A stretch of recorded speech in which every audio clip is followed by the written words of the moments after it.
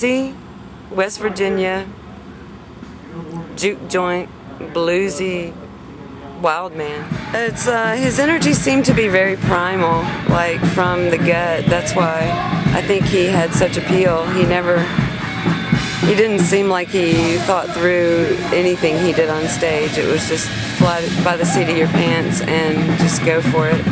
And I think a lot of people in this culture are fascinated by people who are able to exhibit such abandon and love of music without pre-calculation or without any thought to like what notes they're playing or whether it's a minor chord or a major chord or even the rhythm. His rhythm was very arrhythmic, but it was beautifully arrhythmic, and it just kind of summed up a more naive, simple sound.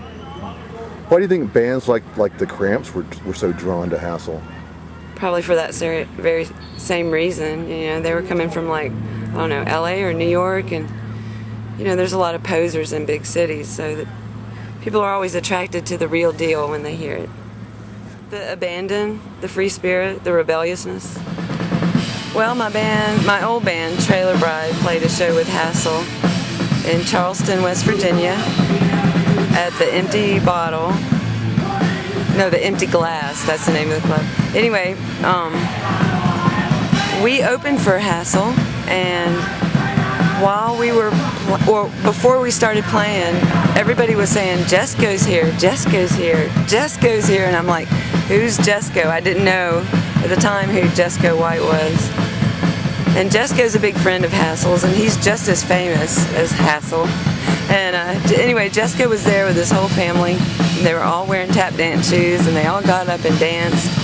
And Jesco was on stage dancing with us, and we had a high-heel good time. Then Hasil got up and played a killer set on his own, and Jesco danced with him as well. And was dancing. He's a dancing outlaw.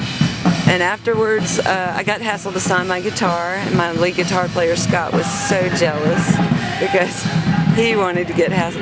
Anyway, you know, why is Hasil famous? He's famous because he's a crazy West Virginia wild man that sings it, he used to sing it from his heart, you know.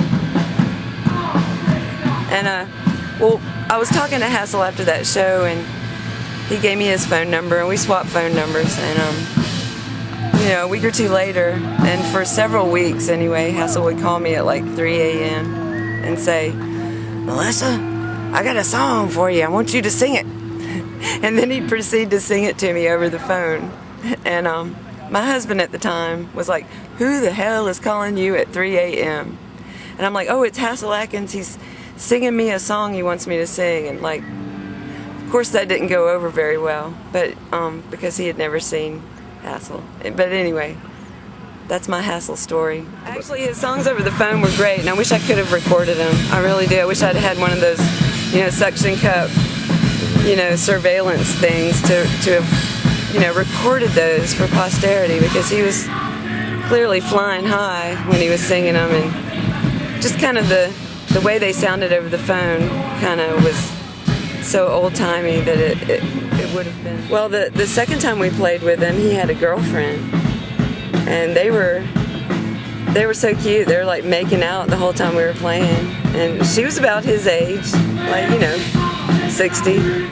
But I just thought that was really cute that he's still a lady. He was still a ladies' man in his 60s. The last conversation I had with Hasil, he was complaining a lot about people chopping down all the trees on the mountain where he lived, and the logging trucks just taking away all the forest there, and how they were annoying him because he wanted to play his guitar on the porch, but their machinery was so loud it was just bothering him. And that was his main concern the last time I talked to him.